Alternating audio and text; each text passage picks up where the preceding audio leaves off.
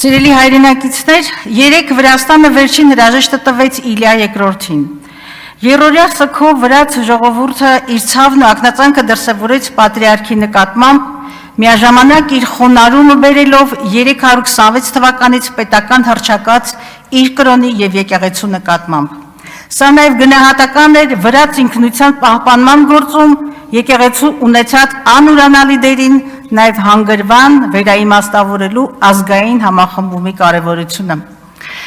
Պատրիարքի ուղարկավորությանն ու Սուրբ Պատարագին ամենայն հայոց կաթողիկոսի ներկայությունը բնական էր եւ պատշաճ,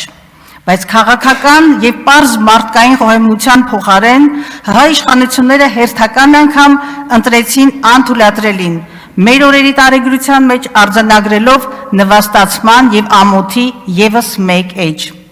Նորին Սուրբ Օծություն Գարեգին II-ին քննիչը չարտոնեց մեկնել Հայաստանից։ Սա պաշտոնապես, բայց միթե ակնհայտ չէ, որ չարտոնեց անձամբ Փաշինյանը, քանզի նա է կառավարությունը, միաժամանակ գլխավոր դատախազը, հոգևոր բարենորոքիչը, կադրի բաժնի վարիչն ու քրեական գործեր կարճողը։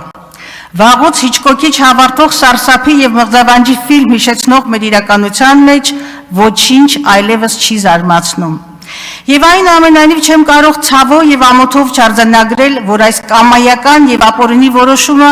ոչ միայն հայ առաքելական եկեղեցու նկատմամբ փոքրության եւ վրեժխնդրության հերթական քայլն է, այլև արգահատելի վերաբերմունք եղբայրական վրաց ժողովրդի նրա կորստի նկատմամբ։ Սա նաև դիվանագիտական կարճատեսության ցցուն եւ աններելի ակտ է տարածաշրջանում դարևոր բարեկամ երկրի սեփական եկեղեցու բացառիկությունը գնահատող վրաց ժողովրդի հանդեպ։ Սա նաև արհամարանք է հայ ժողովրդի ավանդույթներին եւ արժանապատվությանը։ Այնքան կանխատեսելի եք, պարզունակ, որ ձեզ թվում է, թե վեհափառի կամ եպիսկոպոսների դեմ հարուցած քրեական վարույթներով կարող եք խոչընդոտել եպիսկոպոսած կամ այլ հոգևոր ժողով, կամ ձեր մտքի ծայրով անցնում է, որ ինկվիզիցիայի կամ 37 թվի խայտառակ եւ մաշված մեթոդներով կարելի է սասանել 1700-ամյա հայ եկեղեցին կամ մեր հավատը նրա նկատմամբ։ Եվ գիտեք ինչն է ցավալի,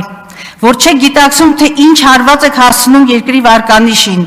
տարբեր միջազգային հարթակներից հերյուրանքներ տարածելով եկեղեցու, նույնն է թե հայ ժողովրդի հասցեին։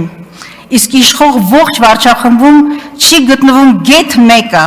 ով համարձակություն կունենա ընդվզելու այս ոչ քրիստոնեական, ոչ քաղաքական, ոչ դիվանագիտական, ոչ պետական քինախնդիր վարքի դեմ։ Իսկ ուրախ ավտոբուսում աշխարհը հավերժական ճոճք է թվում, բայց փորձեք ընկալել դրանից դուրս գտնվող իրողություններն ու աշխարհը, ուր ոչ մի ներողություն կամ ծնկաչոք աղոթք չի ջնջի ձեր մեղքերը։ Արմեն Ուղիք Յուրեղյան